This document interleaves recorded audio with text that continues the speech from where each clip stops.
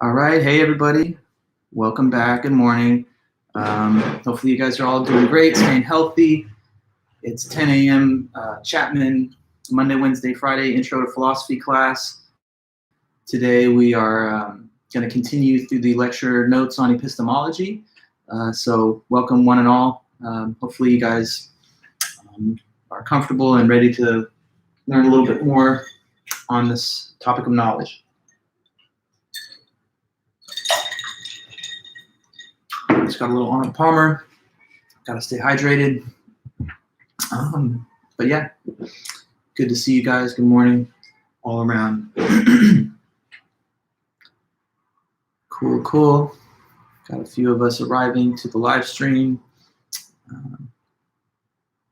Get your device and viewing set up, ready to roll. And we'll be off to the weekend after we get in this good lecture on Gettier, Edmund Gettier and the Gettier problem. Okay, good. Numbers. Doing some numbers going up. It's always what we want to see. Hey, Jordan, good to see you there. Anybody else, feel free to shout out and say hello. Cool.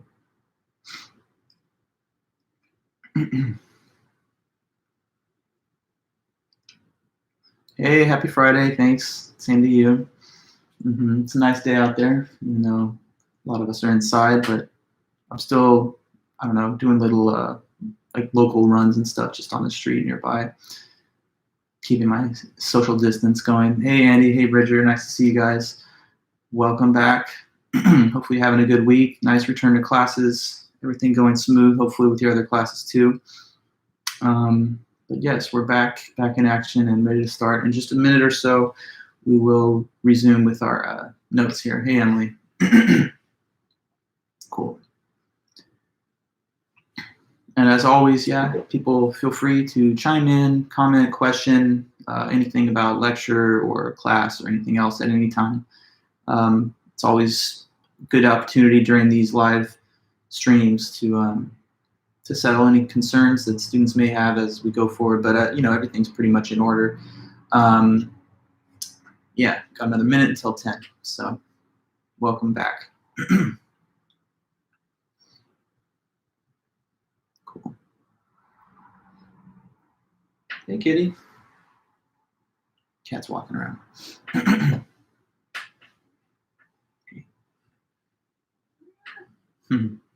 Kitty. Cool. My cat doesn't know what's going on with me being home all the time. She's kind of, she likes it, but she's also a little bit thrown. Hey, kitty. Oh, there she is. So, kitty, you gonna help with the lecture? Yeah. Cool. All right. Good morning. Hey, thanks, guys. Okay, so welcome back to everybody. It's not Wednesday. What day is it? It's Friday. It's Friday, April the 3rd. Good to see everybody here. Now, right now, the meeting topic that we've been working through for the first few class periods this week is epistemology, the theory of knowledge. What is knowledge? How do we acquire it? What are the conditions that constitute having the knowledge? We started off by just kind of going over the life and death of Socrates. Hey, Caesar and Brian and others. So we talked about his trial and death, the way he practiced philosophy. We needed to know a little bit about him so that you could have some context as we were reading a Platonic dialogue where Socrates discusses knowledge with this general named Meno.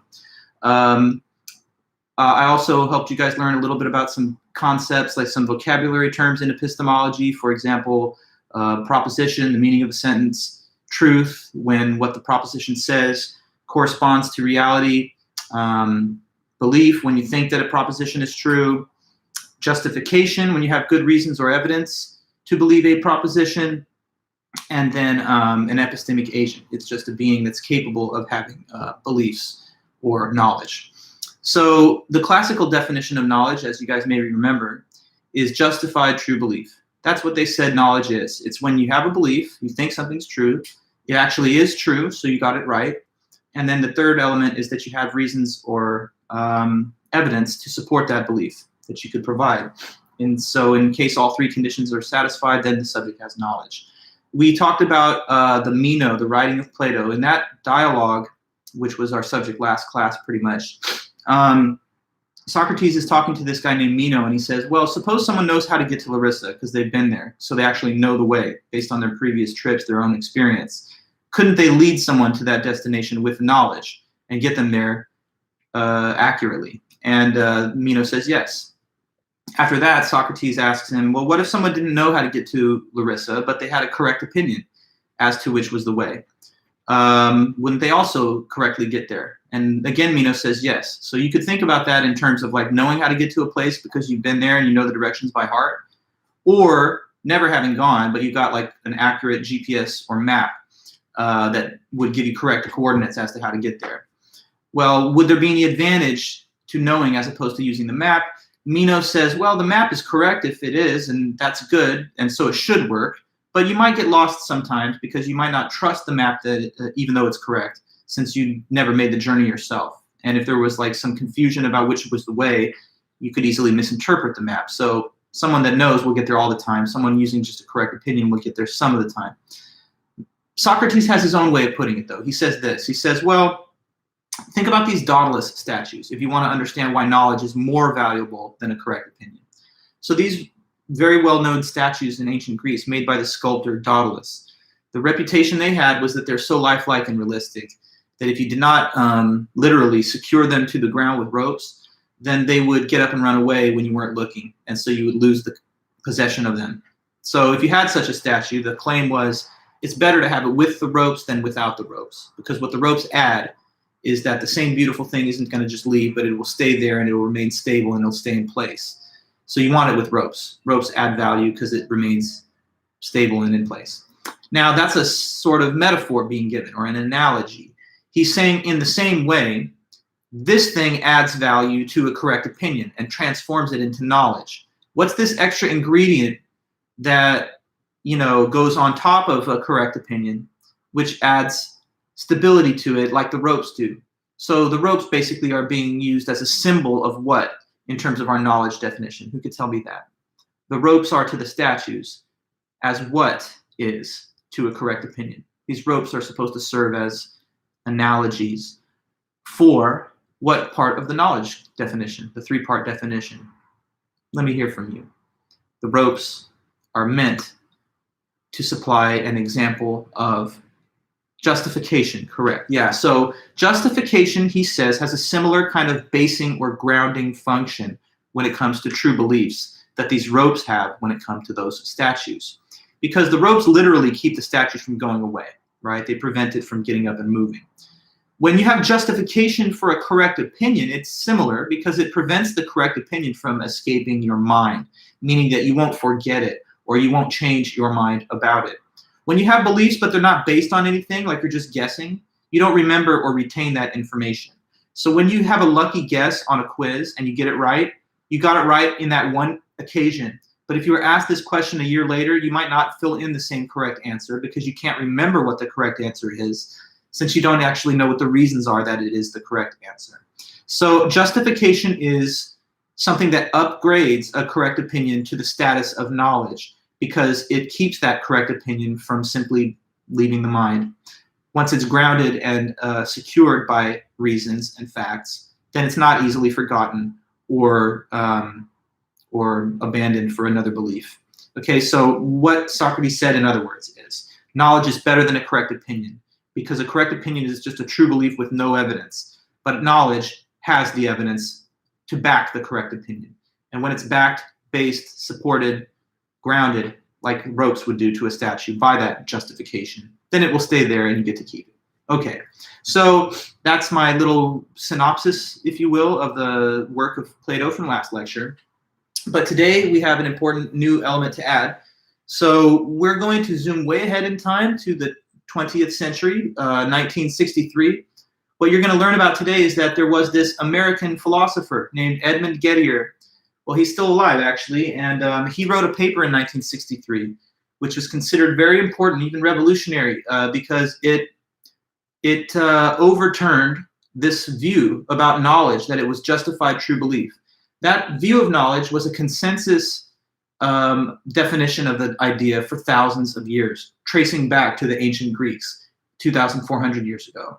And it was only in 1963 with the work of Edmund Gettier, this American philosopher, who was able to show that no, that definition of knowledge is not fully adequate. There's something a little bit off about even it. Justified true belief, therefore, is not, in the analysis of Gettier, the correct definition of knowledge. Maybe it's partially correct, but there are some unstated additional criteria that we still do not fully understand. So what Gettier tries to show in 1963, in the paper we're going to review today, is that that classical ancient definition of knowledge coming from the Greeks still is not fully accurate. So this is now all about this guy, Edmund Gettier.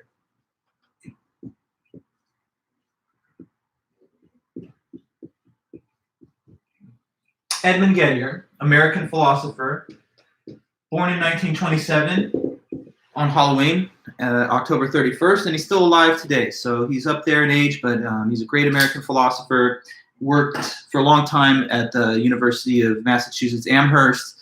And so he published this article in 1963 that we're going to talk about today. So this article is called, "Is Justified True Belief Knowledge? Is it?"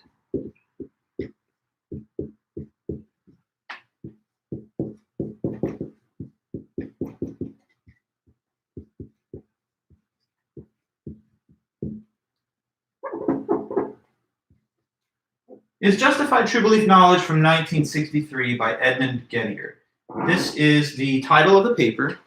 And as you can see, the title is a question. It's the question, is this classical definition of knowledge correct? Is it really true that justified true belief is what knowledge is? And, spoiler alert, I guess, his answer to this question of the title is no, it's not the correct definition. And the way that he tries to show this is by providing scenarios, hypothetical scenarios, in which a subject, an epistemic agent, does have a justified true belief, but still does not have knowledge. And therefore, that would show that the definition as stated is not sufficient. Because if it's possible to have a justified true belief and still not have knowledge, then there's something missing from the definition. It's not complete. If it was complete, then every single case of justified true belief would be a case of knowledge as well. But he's able to highlight some scenarios, and in these types of scenarios, a justified true belief is still not yet sufficient in order to have knowledge. So next up, let's go over the details of his account. A little bit more backstory about Mr. Edmund Gettier. Interesting and unique in the history of philosophy. So he published this article that I'm talking to you about. And if you see it in the book, you'll notice it's very short. It's like one page, literally 1 to 2 pages. So one thing that's notable about his work here is that in such a very brief little format, right? Like literally 2 pages of writing, he's able to provide these critical, deconstruction of the ancient definition of knowledge. So in such a brief span of pages, right? That's very compact. He's able to do this. And it's considered a revolutionary paper, right, that kind of overturns thousands of years of consensus thinking about the topic. But having only written, this one page, and having only published that one article, he never published again. He published this one revolutionary classic article, and then he just disappears into the wilderness. Well, not really. I mean, he continued teaching philosophy and stuff and, being a professor, but he never published any other work. So that's like the ultimate kind of academic, like mic drop type of moment where he publishes this revolutionary article, really changes everyone's thinking about a big important idea like knowledge, and then just published nothing else after that. And that's just it. It's kind of like some of you maybe had to read, Catcher in the Rye in English classes in high school. If you did, some people learned that J.D. Salinger, that's considered a classic of English literature, Catcher in the Rye. But he never really published anything else. I mean, he did, in fact, make a couple other stories, Salinger, Franny and Zoe, 12 stories, but for the most part, he's only known for the one. Gettier is an even more extreme example of that. Published this one classic piece, and that's it. Didn't have much more to say, I guess. Couldn't top that. But anyway, all right. let's talk then about the real details in this work of Gettier. Now, I'm going to erase so we can start talking about the topic and the material in the paper. So first thing that he does when he starts the paper off is he just wants every reader to know for sure what the account of knowledge is that he's trying to criticize. And so he just lays it on the table for everyone to understand. And he states it like this. This is the classical definition of knowledge. It goes like follows. S knows that P just in case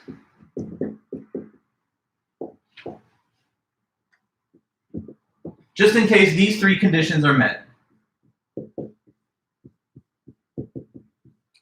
First of all, that P is true. Second, that S, the subject, believes that P.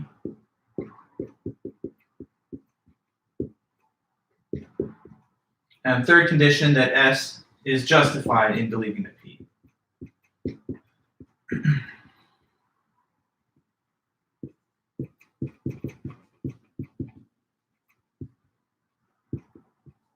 Okay, so he's just kind of really trying to very formally list the definition that the Greeks gave us. And you can see these three listed conditions stand for one each of the justified true belief components. So this is the truth condition, the belief condition, and the justification condition all laid out there. S is just a letter that stands for the subject, and it can be any person. So that's why we use a letter to stand for generality. It could be me, you, president, your mom, anybody else. S is just a generic variable for whoever the individual is. And then P is a sentence letter which stands for a proposition.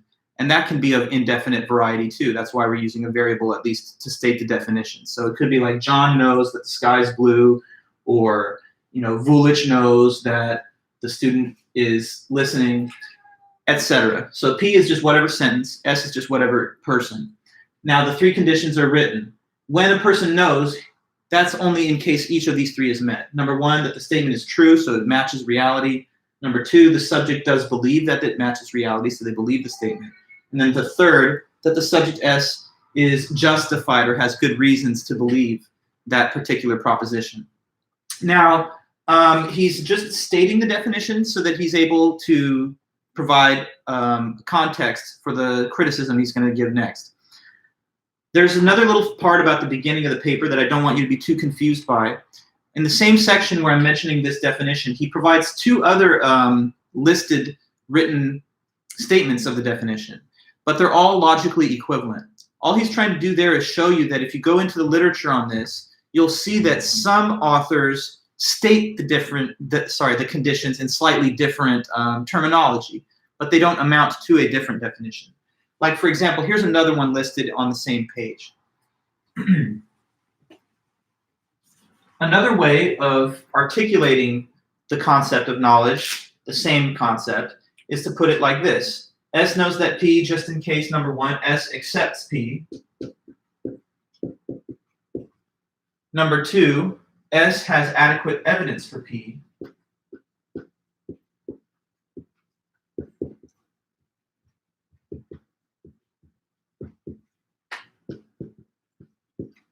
And then three, simply P is true. Now, he's not providing different definitions up here. He's just showing you that there are synonymous and therefore logically equivalent but differently worded statements of the same definition. So if it was stated or defined as follows, let me see if you can tell. Which of these three conditions here stands for the belief requirement of JTB? 1, 2, or 3? Which one of those three things written there is just another perhaps fancy way of saying that the individual believes the statement? What do you think? Which one of these three is the belief condition? It's number one, right? Because it just says that S accepts P. But to accept a proposition is none other than to think of it as true or to accept or believe it is true. So number one is the belief condition, slightly differently worded. Which of the three written there do you think would be the justification condition? We know it's not number one because that's the belief requirement. Which of 2 or 3 do you think stands as the justification condition, somewhat differently worded? What could that one be? Let's see, who knows? 2, correct, yes, because 2 says that S, the subject, has adequate evidence for P. Having adequate evidence for P is just having good enough reasons to back it up and believe it. So, and of course 3 is identically worded, that P is true. So however the authors provide the account, they all basically have a consensus that knowledge is justified true belief. Some say the words justification, truth, belief. Some say it like this: to accept a statement, to have adequate evidence for it, and for it to be true. But don't get confused into thinking that he's providing like 2 or 3 different accounts of knowledge there. All he's doing is showing you that there is one definition, but that some people have tried to phrase it in slightly different terms. But what they all equate to is justification, truth, and belief. Okay, so that's point 1. First preliminary point is just the author trying to state the definition that he's next going to try and critique. All right? Now we have a couple of more little preliminary points to add before we go over the actual example of getting. So just a couple more little items to get to. The next thing he talks about is this point, that it is possible to have a justified false belief.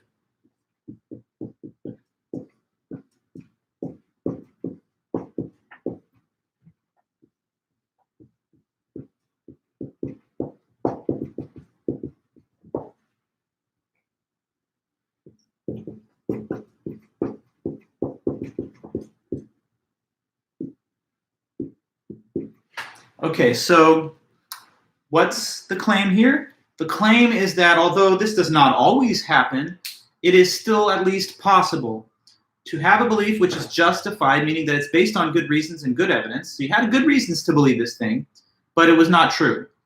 So that, I think, is obvious. Let's see who can come up with the possible case. Can you think of a real life or hypothetical situation in which a person would come to believe something and have good reasons to believe that, but still to have been incorrect? What type of situation leads a person, or could lead a person, to have a justified belief but that's nonetheless false? What do you think? You understand my question? So like the person had good reasons. They weren't basing it on nothing. They had reasons. But nonetheless, maybe the reasons were misleading or something. So they had evidence to believe something, but it was misleading evidence, and they came to an incorrect conclusion based on it. Could there be a justified false belief? What kind of situation would that involve? Maybe you could attempt, an example like that. What could be an example of a justified false belief?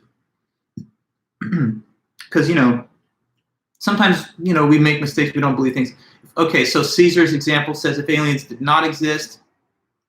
So are you talking about like that the person has the belief with good reason that there are aliens, but they're not actually real? I guess if that was the case, then we could say that whatever evidence there was to justify that aliens existed would have been misleading. I don't know, though, if there's strong enough evidence to even say that is justified. I mean, it's sort of an extrapolation from the statistical fact that one life form exists at least, or one planet has life, and then you'd use that together with this vast scale of the universe to make the assessment that it's justified to believe in extraterrestrial life. Maybe you're right. Let me go into another case here. Emily, you say parents thinking vaccines will hurt their children. Okay, I'll weigh in and tell you that 100%, I don't think there's any evidence at all that vaccines are harmful to children. But some people, they dig into the dark corners of the internet and they find all kinds of like-minded conspiratorial individuals that either invent or fabricate or circulate misleading arguments to that effect. So suppose that someone has really been convinced and persuaded by the body of evidence assembled by the anti-vaccine movement, then they may arrive at a justified but still false belief that these things are harmful. Another case, seeing the blue-black dress photo as white and gold and thinking therefore, well, look, William, the thing about the dress, there's no actual correct objective answer. I mean, we know that the way it looked in the original is one thing, but the conditions of the light exposure in the photograph made it so that different perceptual systems will in fact perceive it with a different color. So we don't want something where there's ambiguity as to what the correct fact is. Our best examples here are going to be where there's definitively something false believed, but based on solid evidence. So I don't know, like take another example. What if someone was framed for a crime that they did not commit? So like someone really wanted to plant evidence in order to cause investigators to come to the false conclusion that that person committed the crime. So you maybe plant, fingerprint evidence, or you give false testimony or whatever. In that case, some investigator might come to the conclusion, the individual is guilty, but in fact they're not. So you could have a justified false belief in that case. I don't know, little kids that are being raised are being told in a lot of cases that Santa exists, and they could say they have justification because they're hearing it from different people, they're seeing it on TV, they see a person who appears to be Santa at the mall that they could take a photo with, so they've got their reasons, but it's not actually true. So anyways, it's possible to have a justified false belief. Now, most of the time, your justified beliefs would not be false, because usually evidence leads you to the correct conclusions. That's why we seek evidence. But it's not 100% perfect, and we aren't perfect, so sometimes we can misfire and have reason to believe something, but it's still false. All right, just point taken, right? That it's possible, not maybe every case, but sometimes anyway, someone could have a justified false belief. Like, I don't know, if your car got stolen or something, you'd be justified in believing that it was still where you parked it. But then it had been stolen, that would have been a false belief. I know, William, but that's not the point. The point of what its actual color isn't really what's being debated. The point is how the reproduced image is being perceived by different perceptual systems. So it doesn't like settle the matter. I know you may find it weird, but it's that's not really, I don't think, the substance of that dress debate. But it's an interesting debate nonetheless, because it kind of gets to the question of like perception and reality. But okay, justified false belief, that's a possibility. Okay, so next preliminary point. Next preliminary point. Now, this is a little technical looking at first. It's something which is called the closure principle. So bear with me as I write it down, and it'll look a little bit complicated. But once we really discuss what it's talking about, it won't be, I don't think, that hard. So the next thing Gettier talks about prior to discussing his cases is this important principle in logic and epistemology, which is called the closure principle. Okay, so the closure principle, it says this: if S, some epistemic agent, is justified in believing P, a proposition, and P entails a further proposition, Q, and S, the subject, deduces Q from P, then in that case, under those conditions, S, the subject, is justified in believing that Q also.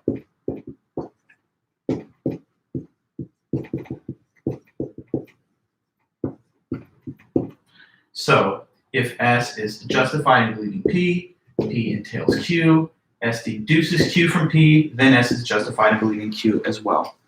Now, this is called the closure principle. For us to understand it, we have to comprehend the meaning of the concept of entailment. We have to know what it means for one proposition to entail another. So let's get into that. This word entail is a word that I think probably many of us have used or heard in our lives, and now we're just going to focus on it for a moment to really kind of clearly understand it. So let's think about the relationship between two statements when one entails the other. So here's a fact. I was born, me, Vulich, I was born in the 80s. I was born in the decade of the 1980s. So that is a statement, that is a fact that entails certain other facts. Let's see if you can judge what one such thing would be. Since I was born in the 80s, what is something that entails? If I was born in the 80s and I am talking to you today, what is something that entails, perhaps? Having been born in the 80s, this fact entails perhaps what else? I don't know, I was thinking maybe in terms of math, but let's see what you come up with. That I am in my 30s, yes, that's right. So understand that if I was born in the 80s and it's 2020 today, doesn't that entail that I am at least 30? Yes, of course it does. Because all time points within the decade of the 80s are at least 30 years behind us now. So a man who was born in the 80s who speaks to you now, we can deduce that that person is at least 30. So from the fact that I'm from the 80s, it entails that I'm older than 30. Here, let's go into another one while we're on the subject of me. I'm your professor here at Chapman. Since I'm your professor in a university class, what do you think that that could entail? If I'm your professor, let me ask it this way. Does that entail that I graduated high school? If I'm your professor, if that's proposition A, does that entail proposition B, that he graduated high school? Yes, it does, because it's a minimum qualification to be a professor at an institution of higher learning, that you have not just a diploma of high school, but also a master's degree. So I couldn't possibly be a professor if I had not graduated high school. So one thing that me being a professor entails is that I graduated high school. Let's ask the other way around. The fact that I graduated high school, did that entail that I would be a philosophy professor? What's the answer to that question? Person that graduates high school, does that entail that they will teach philosophy? I mean, if I teach philosophy at a college, that does entail that I graduated high school. But if I graduated high school, that does not entail that I taught philosophy, because, you know, there are many other possible outcomes. So in the other case too, the fact that I'm older than 30, does that entail that I was born in the 80s? Well, no, because I could have been born in like January 1990 and been older than 30, or I could have been born in the 70s and been, you know, even way older. But from the fact that I'm born in the 80s, it does entail or follow that I'm older than 30, not the other way around. So now I'm giving you guys a sense of the concept of what entailment means. In other words then, and we can put this definition down here, if some statement A entails B, then in that case, if A is true, then what about B? What do you think? I'll write there. Sorry for the glare. Let me get that fixed a little bit. I'll move around as needed later. But if A entails B, then if A is true, what must be the case with B? A entails B. So I'm a professor in the college. That entails that I graduated high school. So if I'm a professor in a college, I must have graduated from high school. Then B must be true also. Yes.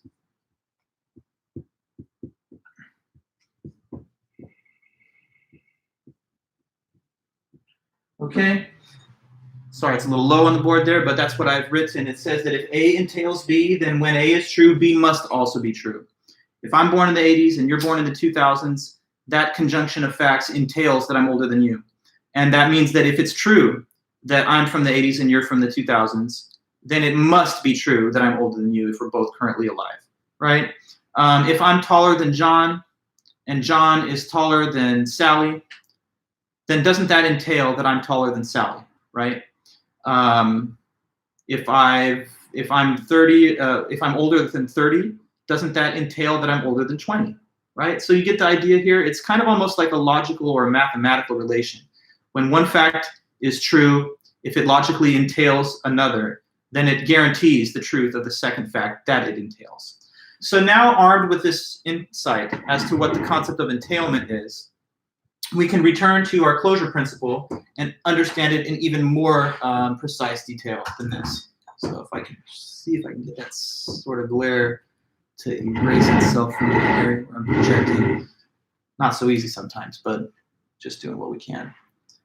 All right, well, anyway, here's the closure principle. It says this: if you have justification to believe one statement, and then you like logically reason that that entails a second statement, all this is saying is that the justification transfers over to the second proposition.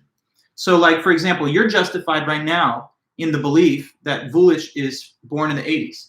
You have evidence to believe that. What's your reason? It's easy to say. It's just because I told you myself.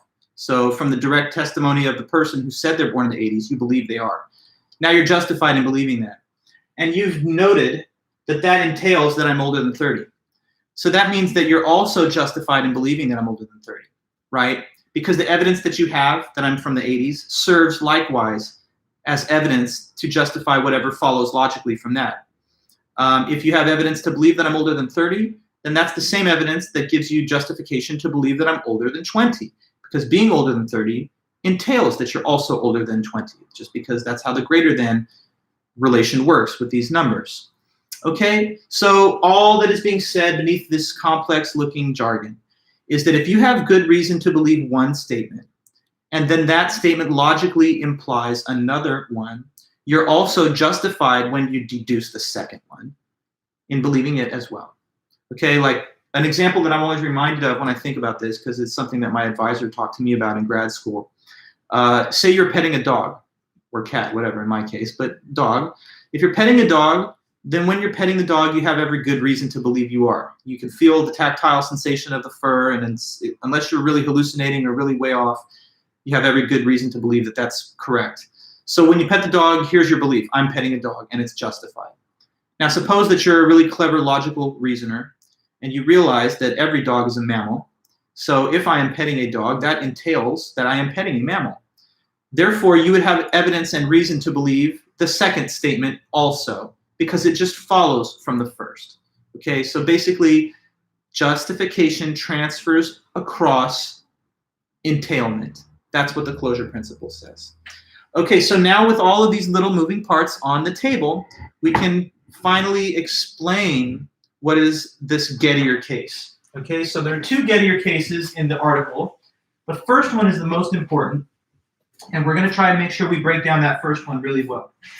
And if needed, we will go over some additional examples beyond that. But we're starting with the first kind of classical Gettier case, and it's called Smith and Jones job hunt. Get this thing here. Let me move the whole thing back a little bit. That's not too bad. Okay, good. So Gettier case 1.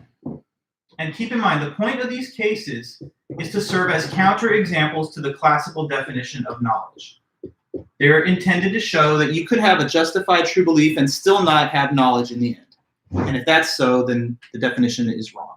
Gettier case 1, let's give it a nice handy title so it's memorable. This is going to be called Smith and Jones job hunt.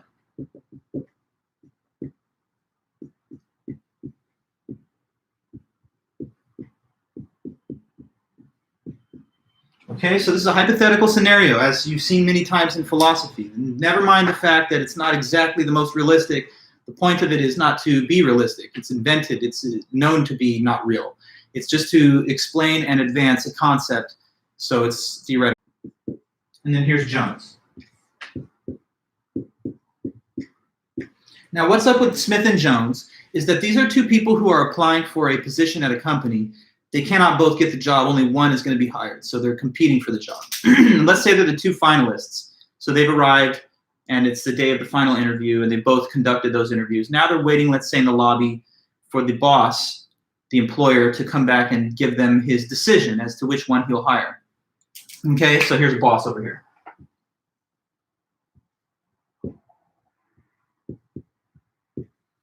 Boss interviews Smith and Jones. Now, Smith, let me tell you the backstory. He's got this belief right now in his mind. This is after the interview.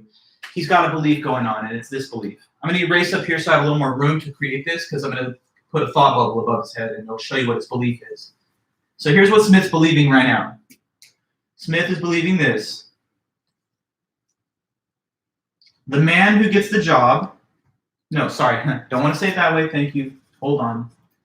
His belief, the belief of Smith, is that Jones will get the job.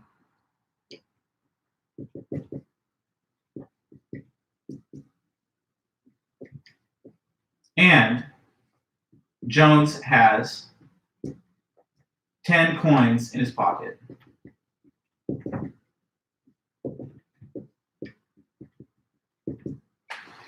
That's a belief in the mind of Smith. Now, there are reasons that Smith believes this. In fact, he has very good reasons to believe that. Let me explain to you what the basis is. First of all, why does he believe that Jones will get the job? Here's why. So after the interviews were done, and it's just Smith and Jones chilling in the lobby, Jones, let's say, gets up, leaves for a minute, like to use the restroom or whatever. And during that little time, the boss sees Smith, and he has a private moment with him. And he says, "Hey, Smith, I'm going to tell you something really quick," while Jones is out of the room. Sorry to say, but I just want to let you know, kind of give you a heads up. I've made my decision, actually, and I'm not going to hire you. I'm going to hire Jones instead of you, but don't tell him yet, and just kind of hang out for a minute, because I want to make it a formal announcement. But I'm just letting you know informally right now, person to person, I've decided it's going to be Jones. So sorry about that, but that's how it's going to be. So Smith believes, based on that statement from the boss given to him privately, that it will be Jones that gets the job. So that's why he believes the first part, that Jones will get the job. Now the second part, that Jones has 10 coins in his pocket. That's a little weird, but here's how it goes.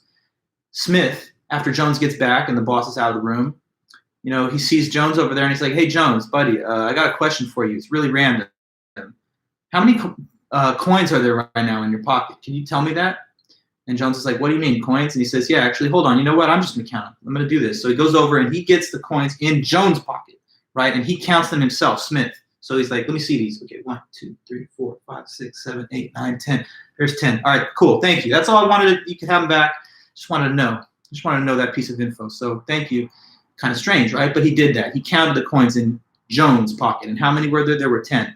So look, Smith now is believing that Jones will get the job and Jones has 10 coins in his pocket. And that is a justified belief. It's a justified belief because, he's got the evidence based on the boss's statement and the evidence based on the actual physical act of counting Jones' coins himself. So he's now got every good basis to believe this. Now, suppose that Smith is just a big fan of logic and he knows all about entailment and the closure principle. So he reasons this way. He says, well, since I'm justified in believing this proposition, let's call it D, that entails another proposition, which is very similar to D. Maybe I'll point the arrow this way. This entails a very similar proposition, which is just going to replace reference to the name Jones with a generic reference to the man who gets the job. So now, from D, he deduces this second proposition, which it entails, which is just this. The man who gets the job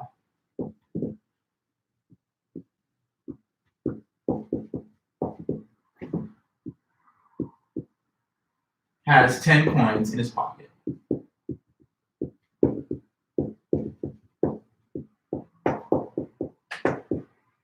Okay, so look at the relationship between D and E. Smith originally was justified in believing D for the mentioned reasons because of the statement of the boss that he would hire Jones and the act of counting the coins of Jones' pocket, noting that there were 10. So if Jones gets the job and Jones has 10 coins in his pocket, if that is true, does this also have to be true? Yes, because if Jones gets the job and has 10 coins, then the man who gets the job, Jones, has 10 coins. So since this proposition is entailed by this one, he deduces E from D, and now the point of the closure principle kicks in.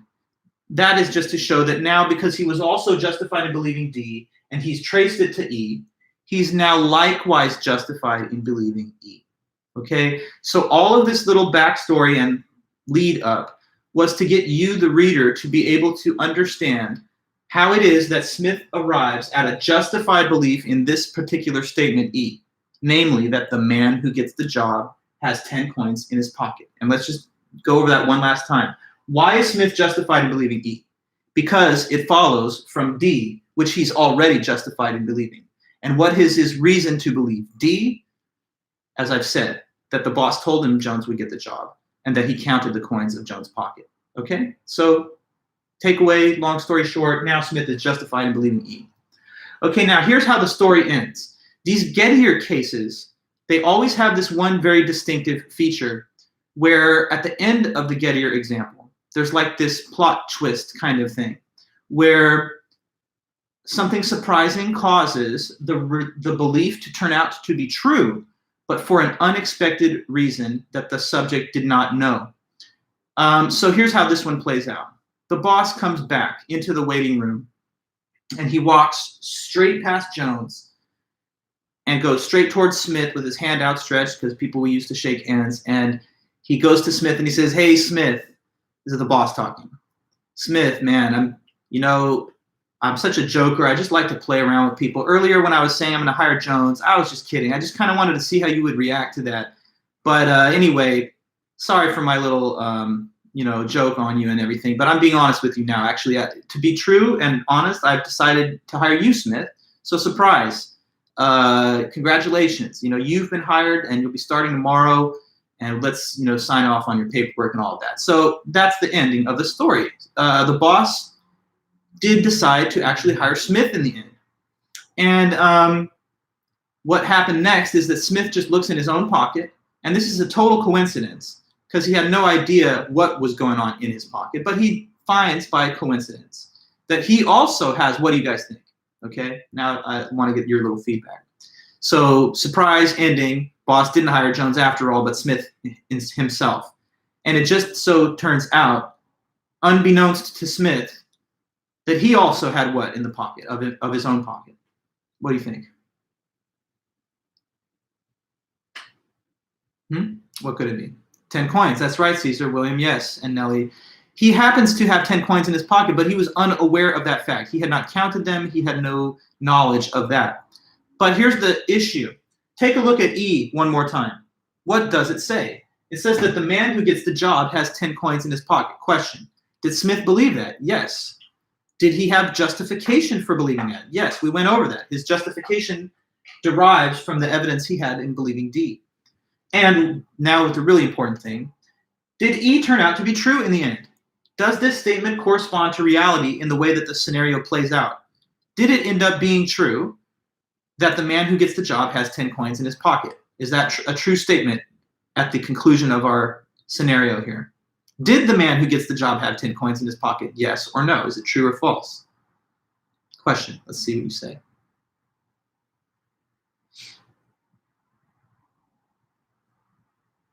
Proposition E, written right there. Yes, it's true. It is true in the end because who got the job? Smith.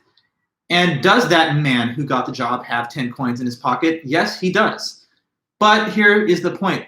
Although this is a belief of Smith, which is true and which he had reason to believe, therefore justifying, does Mr. Smith know that the man who gets the job has 10 coins in his pocket? And there is where we get a no answer. No, he didn't have knowledge about that. Because although he ended up with a correct belief, it was merely based on coincidence and chance that it ended up being true. Because keep in mind, right, the evidence that he used to establish the belief E is based altogether on facts about Jones, believing that Jones would get the job, and knowing that Jones has 10 coins in his pocket. But the information that makes E true in the end is unrelated to Jones and has everything to do with Smith himself. But Smith did not know that he had 10 coins in his pocket, nor did he believe that he would be the one to get the job. So isn't it just a matter of random luck that Smith formed the belief that the man who gets the job has 10 coins in his pocket, and that that proposition ended up being true because given the evidence that he formed to base the belief on, it's unrelated to the factors that actually made it true. So this would be an example, according to Gettier, where your common sense intuition would be this, that this is a case where a justified true belief, sorry, I'm not maybe drawing that the best. This is a case where a justified true belief is not knowledge. It's not equivalent to knowledge. Because when you get knowledge, it's not just random luck or chance that turns that proposition into a state of knowledge. It has to be something that's derived without luck or chance. Luck, chance is incompatible with having knowledge. So in the case we're mentioning here, though he arrived at a true belief about E, it was through evidence that was unrelated to the truth of the statement. And that shows us that justified true belief, at least in cases like this, are not knowledge. And there are many other real cases like this in everyday life, where you're led to a true conclusion, but based on evidence that is unrelated to the facts which make it true. Let me give you another example from my own experience that's, I think, much more relatable and easier to perhaps get at a first try. And then we'll continue to work through some of the notes on Gettier on Monday. We'll finish up with him. I only have a little more to say about it. And then we'll start with Descartes. We have plenty of time in some of the meetings to come to catch up with some of these lectures because there was like a film that was designated for in-class viewing, which of course now we won't be watching in a class. So maybe there will be plenty of time to elaborate on some of these in more depth than I would have had we not had the online format. But let me give you another alternative example of a Gettier case from my own life, okay? So I'm a person that drives a BMW. I drive a black BMW car, right? And one time I was looking for my car in the parking lot. So I didn't quite remember where I had put it. But what I thought I saw was my car in one aisle, because I could see a black BMW, and I was thinking, oh yeah, I believe that is the aisle where I parked. So seeing that black BMW, believing it's mine, I thus formed the belief that my car is in this aisle, okay? So I walked up to it, and what happened was I noticed that although that was a black BMW, it's actually a different person's car, and it's not mine. It looked very similar. But unbeknownst to me at first, two cars, two stalls over in the same aisle, there actually was. What do you think, if you're tracking my discussion here? What do you think I noticed two stalls over in the same aisle after getting closer to the initial car, which I falsely presumed to be mine? I ended up seeing that in those two stalls over, there actually was what car in that same aisle? My car. Okay, good. So going back to my original belief, based on seeing the other car, what belief did I form when I saw that other car? I formed the belief that my car is in this aisle. Okay. Well, was it true that my car was in that aisle? Yes. Did I believe that? Yes. And did I have a reason to believe that? Yes, because of the image of the other car, which was presumed by my perception to be my own. So did I have a justified true belief that my car was in that aisle? Yes. And yet again, with the Gettier intuition, would it be fair to say that I knew that my car was in that aisle? Not really. I got it right by luck. I got it right because of the evidence formed from the other car. So that is evidence that didn't really pertain to the existence of my actual car in that aisle, but I had the true belief nonetheless. So in any case where you get a justified true belief, but it is only true because of reasons that have nothing to do with your evidence, then that would be another example of like a Gettier case. Okay. Here's another one from the literature. This is written about by Robert Nozick. It's actually one case that's described in our book, but I didn't assign it to you. But suppose that someone's on a lot of drugs, big time hallucinogenic drugs, and so they're seeing things. And they're in their quarantine taking all these drugs, and they're seeing what they think is like an elephant in the room. So when they look at that hallucinatory image, they get this belief: there's an elephant in this room. Okay. Now, what they're looking at is not an elephant, it's nothing, it's just a hallucination. But suppose that, unbeknownst to the individual, behind a partition in the same room is a little baby elephant that's just asleep, and they don't see it and they don't perceive it at all. Now, take my example again. What was this hypothetical person's belief? That there's an elephant in the room. And is it true? Well, actually, yes, it is true. But would you claim that they knew there was an elephant in the room given these circumstances? Not really, because their justification is based on the hallucination image. And the fact that makes it true has to do with the unseen actual elephant. So in this case, yet again, you'd have a justified true belief without real knowledge, because though the justification is there, it's irrelevant to the facts that make the proposition true in reality. So there's so many different cases like these. These Gettier cases have kind of become a little cottage industry in the world of epistemology. They've proliferated to no end, starting with the original cases given by Gettier himself. And they all have that kind of common characteristic feature where there's this little twisty ending at the end, where the statement believed by the individual turns out to be true, but for a different, unexpected reason. And those are how Gettier cases work. Although they may seem fanciful or unrealistic in some cases, they certainly demonstrate an important conceptual point, which is that we're not fully yet clear on how to analyze the concept of knowledge. Justified true beliefs seem to be conditions that are needed, but there's something else that, if it was included, these counterexamples could not be constructed.